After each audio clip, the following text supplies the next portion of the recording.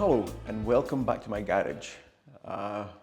You may remember a video, probably one or two videos ago, I fitted a new chain onto the wee bike here. Yeah, I treated it to a new chain, but in that video I did mention that I was going to add a wee bit more to it, and that was going to be fitting the Scottoiler X system. So that's what we're going to do today. We're going to fit this to this wee bike. I have an X system on the Tiger over there, and I've been using X systems for years, and I think it's absolutely brilliant piece of kit. You just fit it on, and basically it does its own thing. It just works, and it keeps the chain beautifully lubricated. And what I have found is, because of that, you'd hardly ever have to adjust the chain. It's just a brilliant piece of equipment. So that's today's task, to treat the bike to a Scottoiler. So let's go and do that. So this is the Scottoiler unit itself. It's an electronic unit, which basically attaches onto the bike's power supply. It can go straight onto the battery. It has a wee inline fuse, so it's protected all the time by that. You can potentially leave it switched on all the time, because it has a sleep mode. When you're not using the bike, it will go into deep sleep, and it will just sit there in the background. But potentially, if you're using it in long-term storage, there is an option you can actually just switch it off completely. But the beauty of it is, when it's switched on and running, it has kind of movement sensors, so that when the bike is running, this will lubricate the chain. When you stop the bike or you're parked up somewhere, it dies, so it doesn't keep pumping oil onto the chain when the bike's not running, which is a great feature. And there's also a scale on here. It's got multiple levels, so you can adjust how many drops the chain gives, so you can keep altering it. The indicator I normally have is if I'm getting a wee bit of tiny splatter on the back of the mudguard on the Tiger, I know that the chain's getting lubricated, and there's a wee bit of excess is getting basically thrown off by the chain. So if I'm not getting any splatter on that wee part of the mudguard, I know, well, there's something might be wrong with it. So it's a great bit of kit. Anyway, let's go about fitting this. As the chain is on this side of the bike, it makes sense to put the Scottoiler on here. And traditionally, the Scottoiler is kind of fixed onto parts of the frame on most bikes. But I've looked at this bike umpteen times, and I think, well, where the heck am I going to put it? The best place I've found to fit it is actually on this front down tube here. So my plan is to mount it just down here, which will make it easy for filling it. It's easy to come along, open the top up and fill the unit up, and it's easy to see the gauge, and it's sitting pretty vertical, so it's quite a nice location. When the bike's running, all the cold air's coming this way, so the heat's being blown away from it, so shouldn't be affected by any heat from the engine. And then it's a simple case of running this up, round under the tank to basically pick up a power supply for it, and run the wee feed pipe down to the bottom rails there and up to the back sprocket. So that's where we're going to mount it. I've removed the petrol tank, so we're now in a position to actually fit the unit and run the electrical cables, etc. So this is where I'm going to fit it. And it comes with a wee bracket on the back, which basically clips off and comes off, so you can actually install the bracket onto the bike and then clip the Scottoiler onto it. And the bracket itself, it comes with wee slots in it for cable ties, because that's how it's basically attached. What I like to do is actually put a piece of double-sided tape behind it. It kind of helps to keep it in position better. It doesn't spin around at all. Yeah, so basically that's some double-sided tape on there. This doesn't come with the Scottoiler. This is something I personally do myself. I prefer it. And I've cleaned this down tube with some brake cleaner to degrease it, so it gets a good, so it sticks well onto that.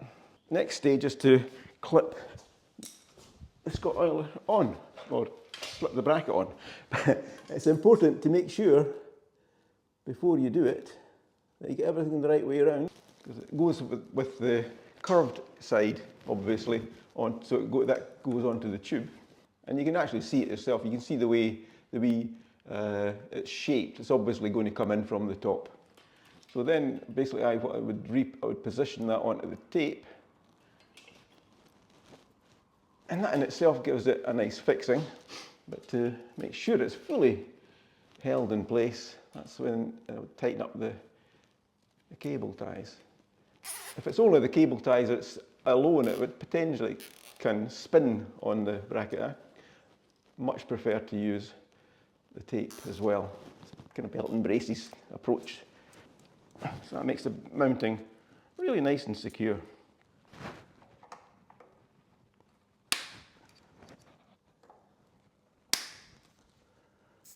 Spin them round to the back so they're out the way. Scottoiler should just clip onto that bracket, and that's it. That's it fitted. As simple as that. The next stage is to basically take the power lead. I'm going to run it round the frame to a place where we can pick up some power. Yep, that takes it, the fuse and everything's through.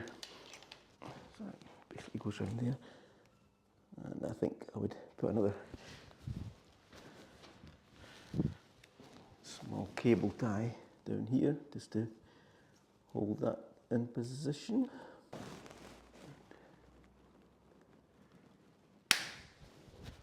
So basically I want to bring the cable round. I mean, I'm not going to take it to the battery. I'm going to bring it into this wee box at the side here because I have some electrical connections in there and I can actually tap into. So this is where I'm going to terminate mine, and inside there, there's a couple of cable ties going around there. So what I'm going to do is just basically going to follow their route, and I'm just going to replace those ones that's in there. So I'm going to chop this one off, do away with it, and replace it.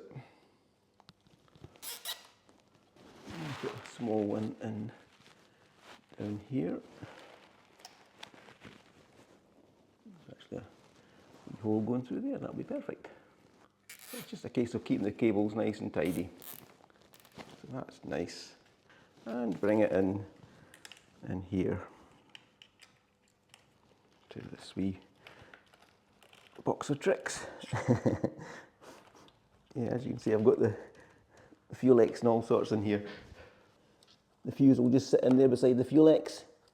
So normally you would take these two connections up to the battery, but I'm not going to do that because I've got inside here, you'll see there's two wee mounting blocks. There's the two wee Wagyu connectors in here, and I've got a connection coming from the battery that feeds into these. This is the live block and that's the negative block. And from that, I have a cable coming up to feed my heated clothing. I've got a cable that comes off to feed this plug here, which is an accessory socket that's mounted on the cover plate of this panel. And there's also a wee neutral wire coming in from the fuel X. So there's some spare ways in there which I can use. So that's what I'm going to do. And there's a fuse in here which controls the master fuse coming from the battery, which controls everything. So basically, before I do anything, I'll kill the power to that. I'll just pull the fuse out just now. I'm going to chop off these ends because I don't need them. And strip the cable ends as well. I'm going to fold them over a wee bit, get a better connection inside. Power one basically goes into these Wagyu connectors, so all you do is basically flick open one of the spare ones, and there's a spare one sitting there, and bend the end of the cable a wee bit. Just, all you do is slide it inside, so that's it, it's right inside that connection, and then flick the wee down, that's it, that's the connection made. These are brilliant connectors, absolutely brilliant. They're Wagyu, they're called Wagyu connectors. There's a spare one on that side for, oh no, that's not spare at all, that's the one from the fuel X. There's a spare one. So again, put the negative one inside there and shut that down, and that's it, that's the connection made. Again, most of you won't have a setup like this. It depends if you've got the maybe fuel X and stuff running in here. So again, I've got this power socket being fed.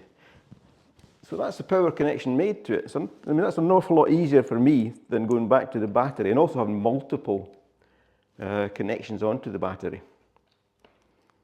So that's the fuse back in. So that's it now basically powered up. And if you look at this, it should have power, hopefully. Yep, that's it, it's powering up. Yep, it's fine. So that's working, it's got power, so we'll turn it off. That's it. And you can know it's off if you hit the up or these buttons, nothing's lighting up, so you know it's off. So the next job is to attach the feed pipe onto this wee bracket down here, which comes straight, and you can basically bend it into the position that suits you best. What you want is the spout not to be facing into the chain because it'll get clogged with dirt. You want this wee spout here to be facing outwards and just resting against the sprocket, just lightly touching it. So the oil will then drip out, and basically centrifugal force will throw the oil onto the chain, and it'll be taken up by the chain as it's revolving. So it's a case of mounting this wee unit onto here, and how it's held on is with a wee Jubilee clip basically, which goes on there, and it's screwed up. That's it kind of in position. So now is the point where you would actually fiddle around with it to try and get the best position. And firstly making sure that spout is facing the right way, which it's not. That's it, facing the right way now. And you can bend that bracket just to get it to the right place. It's just a case of fiddling about with it till you're happy with it. What you want is to make sure it's not going to hit the chain, which it's doing as the chain comes round. That's why it's slightly better sometimes on the bottom edge, because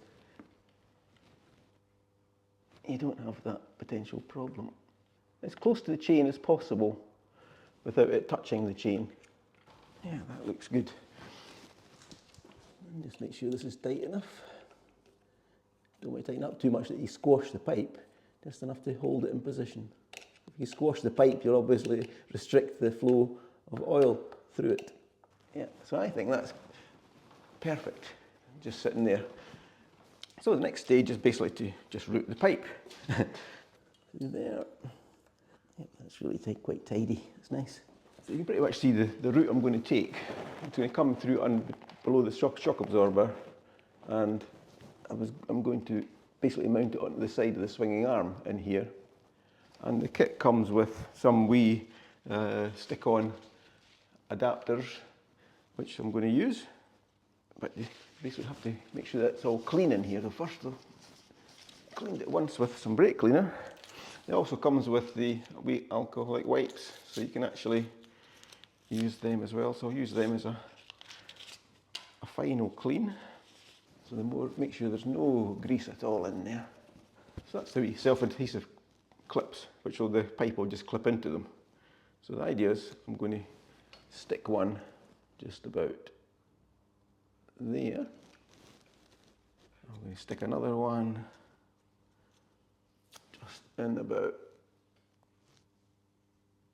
there, and a third one, belt and braces, right in, quite in close to in here.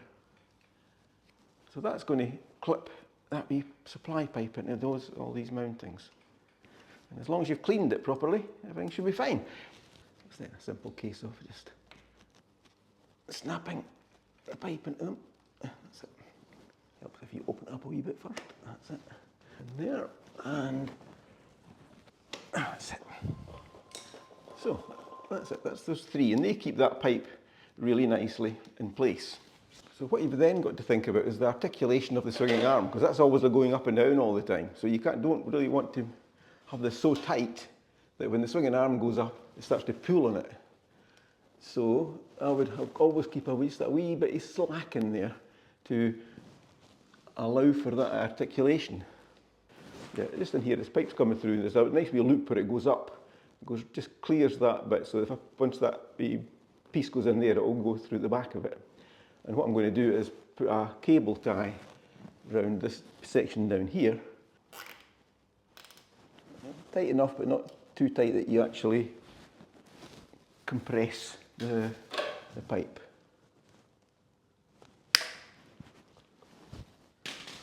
Turn that away into the inside of the way. The pipe is just winding its way around. It's actually sitting on top of the sump guard down here. And it's basically coming around to the front here. I'm going to put another couple of cable ties just down here. I ran it underneath there's a bar for the footrest underneath there. I ran it underneath that bar. So another couple of cable ties. They don't have to be that tight, it's just sitting fairly loose just to hold it in place. So that's basically it. And I've looped it through that wee bit there. So that's it now up to the point where it plugs into the reservoir. So basically we want to cut the pipe at a suitable location, about there. And this is the same on either side. So this basically gets forced into the pipe. It's a wee bit tight, but it does go in.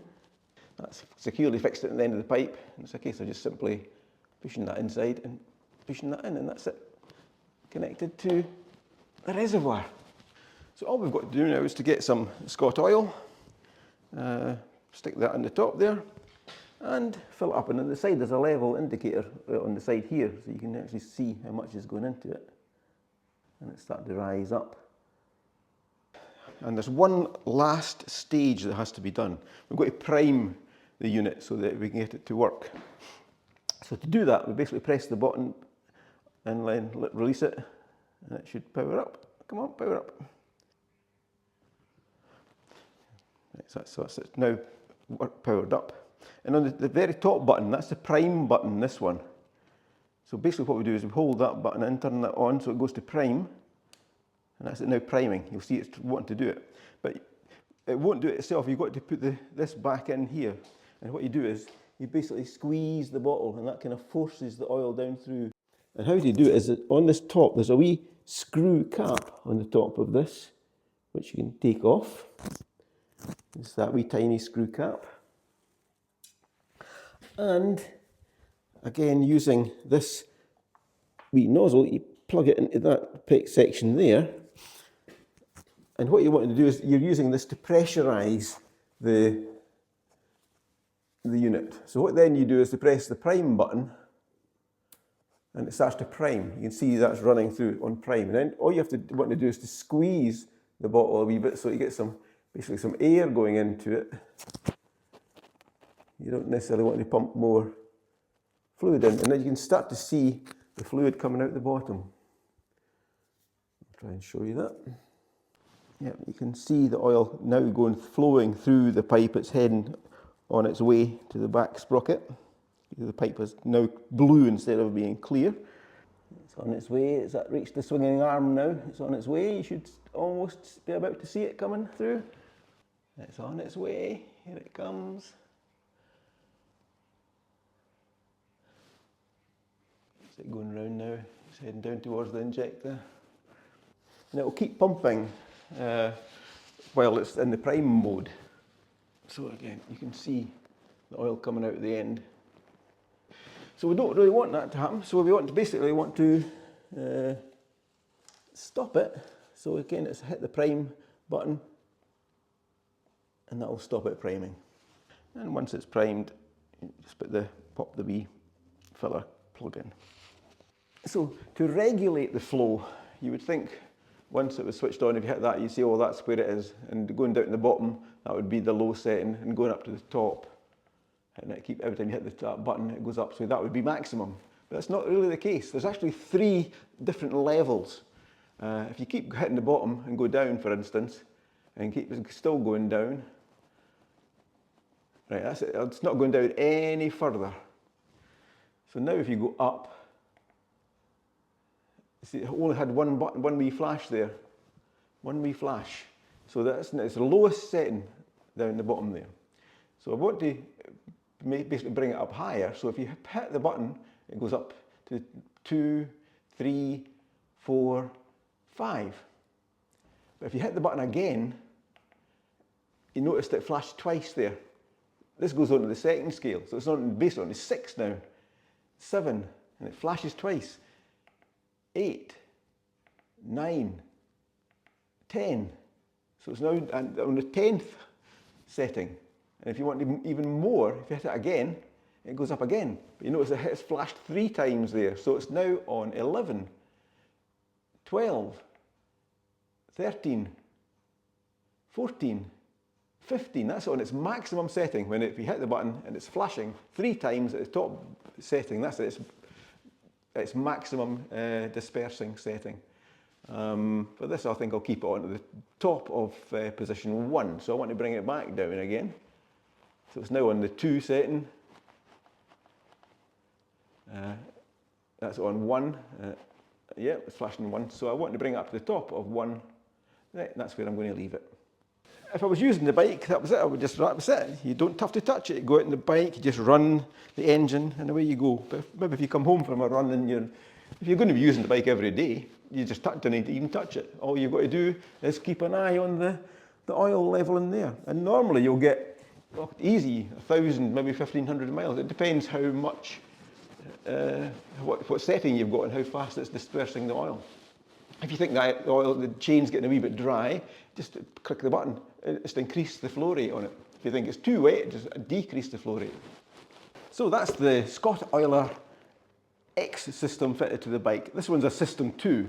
I've noticed that Scottoiler have got a system 3 one out now, which has potentially got some wee minor improvements to it, but it's still basically the same unit. I hope you've enjoyed this wee video. Thanks for viewing. I hope you found it useful, and we'll catch you on the next one. Bye for now.